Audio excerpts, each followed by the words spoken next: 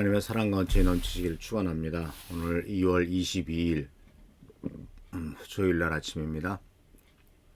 이 아침에도 하나님의 돌보심과 도우심 은총과 은혜가 넘치기를 축원합니다.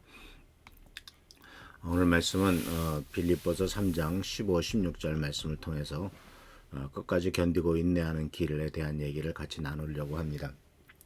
이 말씀을 제가 한번 읽어보겠습니다. 15절 16절입니다. 그러므로 온전한 사람들은 이렇게 생각하십시오. 여러분이 혹시 무슨 다른 것을 생각한다면 이것 또한 하나님께서 여러분에게 나타내시리라는 것입니다. 우리가 어디까지 이르렀든지 그대로 그 길을 쫓아갑시다.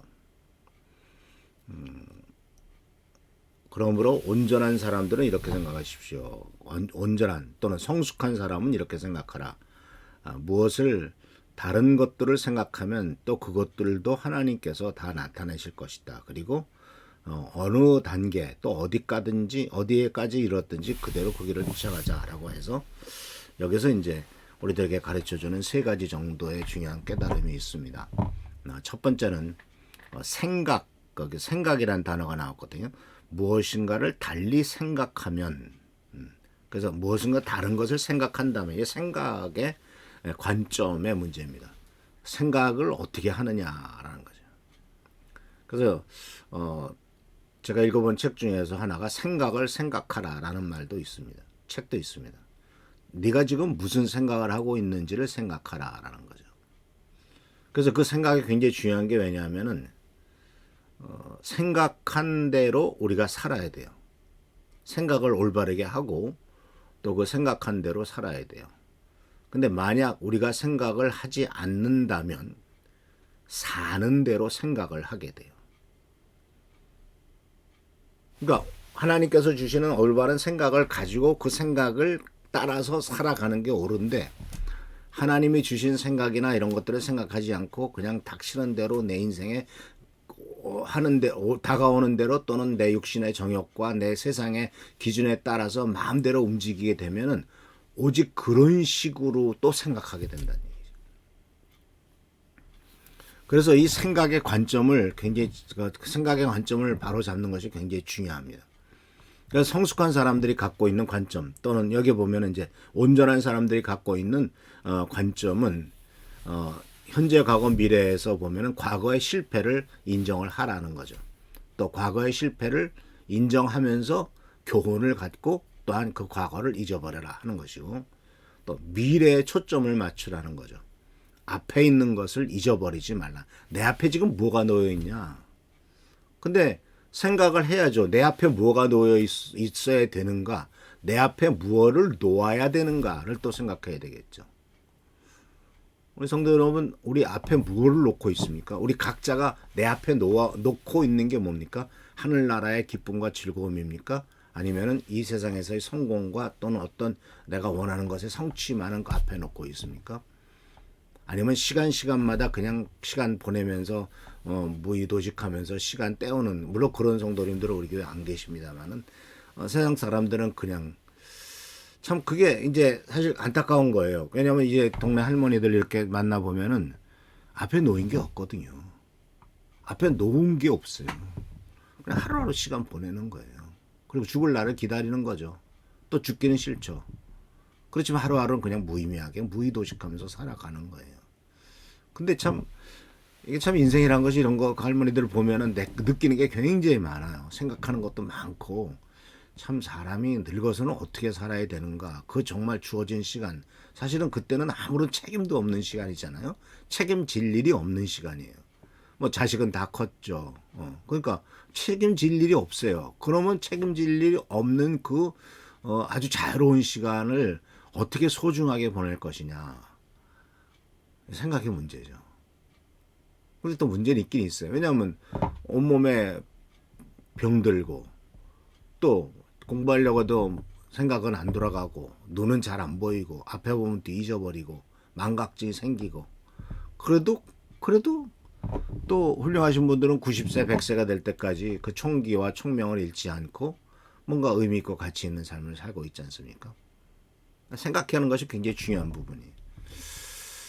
그래서 성숙한 사람은요, 앞에 있는 것을 제대로 놓고 그것을 잊지 않고 끝까지 싸워가는 거죠. 그래서 성숙한 사람은 이러한 관점을 갖고 있고, 첫 번째 생각의 관점의 문제입니다. 두 번째는 배움의 자세를 잊지 말라는 거예요. 특히 우리들은 이 15절 보면 하나님께서 여러분에게 나타내시리라, 또는 하나님께서 우리들에게 드러내실 것이다. 자, 하나님이 보여주세요. 드러내세요. 나타내세요. 근데 거기에 대해서 우리가 어떤 태도를 가져야 됩니까? 배우고자 하는 태도가 필요하죠. 하나님이 말씀하신 것을 받아들이고 그것을 하나님이 가르쳐 주실 것이다 라고 하는 기대도 필요하죠. 하나님께 또한 기도하는 것도 필요하겠죠. 어떤 일들이, 다른 일들이 생각난다면, 또 어떤 내가 살아가는 데 있어서 다른 어떤 생각을 한다면 하나님이 거기에 대해서도 가르쳐 주실 것이다 라고 하는, 그래서 배움의 자세를 갖는 것이 계속 중요하고 계속 끊임없이 성장하기 위해서는 배워야 돼요. 그래서 사실 많은 사람들이 배움을 포기합니다. 많은 사람들이 더 이상 학습을 포기합니다. 그냥 되는 대로 살아가요. 책 한 번 읽지 않습니다. 성경도 안 읽습니다. 그런데 그렇게 되다 보면은 어떻게 돼요? 배움의 자세를 멈추면 학습이 멈춰지겠죠. 학습이 멈추면 성장이 멈춰지겠죠. 성장이 멈추면 죽어가는 거죠. 그 두 번째는 바로 배움의 자세를 잃지 말라는 겁니다. 끊임없이 우리는 배워야 돼요. 나이가 80 들어도 배워야 되고 90 들어도 배워야 돼요. 계속해서 새로운 학문들도 나오고 새로운 길도 굉장히 많이 나오지 않습니까? 근데 문제는 공부를 안 하고 배우려고 하는 자세가 없게 되면은 성장할 수가 없겠죠. 세 번째는 바로 뭐냐면 끈기를 가지라는 겁니다. 오늘 말씀해 보면은 우리가 어디까지 이르렀든지 그대로 그 길을 쫓아갑시다. 끈기를 가져라. 어느 단계에 이르든지 간에 그 단계에 맞춰서 계속 행동해 나가라. 그러니. 근데 이제 여기에서도 또 한 가지 우리들에게 주는 굉장히 중요한 도전이 있죠. 왜냐하면 이 끈기를 가져야 되는 이유는 바로 뭐냐면 하나님이 보여주시는 계시라고 하는 것은요, 점진성이 있어요. 이게 무슨 뜻이냐면은 시간이 지나가면 지나갈수록 계시가 점점점 분명해지는 특징이 있어요. 처음에는 힘이에요. 그러나 조금 더 앞으로 가면은 조금 더 확실해져요. 조금 더 가면 또 확실해져요. 거기에는 믿음으로 믿고 따라가는 게 필요하죠. 그러니까 예를 들면 아브라함의 생애를 생각해 봅시다. 너는 내가 지시하는 땅으로, 내가 보여주는 땅으로 가라. 그 하나님이 명령하셨죠. 불투명해. 도대체 하나님이 무슨 땅을 보여주시려고 하는 거야. 그런데 이제 우여곡절 끝에 여기 갔다 저기 갔다 옮겨 다니면서 계속 재단을 쌓고 다니잖아요. 그러다가 이제 롯이 갈등이 생겨 롯이 떠나요. 떠나고 난 다음에는 하나님께서 어떤 산으로 데려가셔가지고 아브라함에게 얘기하시죠. 동서남북을 다 바라봐라. 그 내 눈에 보이는 땅을 다 너와 내 후손에게 주겠다. 좀 더 확실해지죠.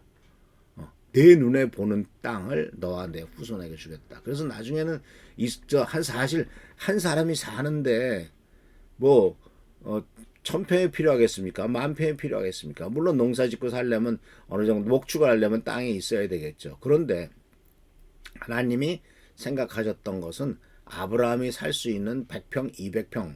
물론 나중에 아브라함은 막벨라라고 하는 곳에 있어서 땅을 사고 굴을 사서 거기에 묻힙니다만은 그것이 그 사람에게만 남은 유일한 재산이 되죠. 그런데 나중에 이삭이나 야곱이나 이런 사람도 더욱더 부자가 되잖아요.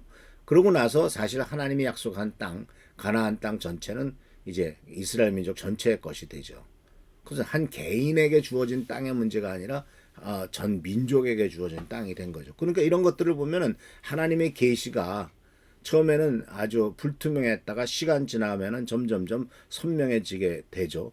그런데 그 선명해지는 것과 함께 지속적으로 영적인 성장을 해 나가는 거죠. 더욱더 하나님과 친밀해지고 더욱더 하나님의 뜻을 잘 알게 되는 거죠. 근데 문제는 바로 뭐냐면은 운동선수들을 보면요, 어느 수준까지는 쉽게 올라가요. 그런데 어느 수준을 넘어가려는 것은 굉장한 난이도가 필요하죠. 예를 들자면 높이 뛰기 선수들 있지 않습니까? 예를 들자면 뭐 2m 70, 뭐 2m 50, 뭐 2m 70까지 이렇게 뛰어가서 등으로 이렇게 넘는 거예요. 2m 70을 넘어요. 그러면 엄청나게 높잖아요. 근데 거기에서 2m 뭐 50까지는 쉽게 간다 할지라도 뭐 50도 쉬운 일이 아니지만은 근데 마지막 금메달을 위해서는 5cm 또는 10cm를 올려야 되는데 그 5cm, 10cm 올리는 것이 그게 쉬운 일이 아니죠. 그러니까 그러한 그 마지막에 그 몇 센치의 난이도가 금메달이나 은메달이나 동메달을 가르는 것처럼 지속적으로 그러니까 그 깊어가면 깊어갈수록 난이도가 높아져 가는데 우리의 믿음도 마찬가지다 그런 얘기죠. 그래서 우리의 신앙의 기준이 점점점 높아져 가는데 우리들이 성장해 가는데 거기에서 조금 더 올라가는 것 그것이 쉬운 일이 아닌데 그 올라가는 거가 사도 바울이 얘기했던 것처럼 면류관을 받느냐 받지 못하느냐라고 하는 관건이 되더라 하는 사실이죠.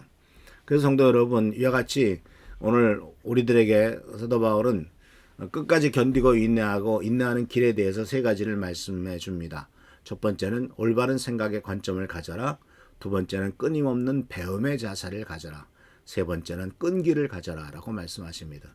이 세 가지를 계속 유지함으로써 하나님의 사랑과 축복과 은혜를 누리는 우리의 귀한 비랄교회 성도님들 되시기를 축원합니다. 기도하겠습니다.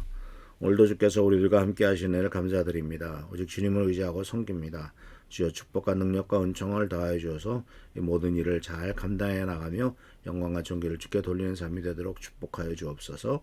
오늘도 함께 하시고 지키시고 보살펴 주시고 보호하시기를 바라옵고 예수 그리스도의 이름으로 축복하며 간절히 기도하옵나이다.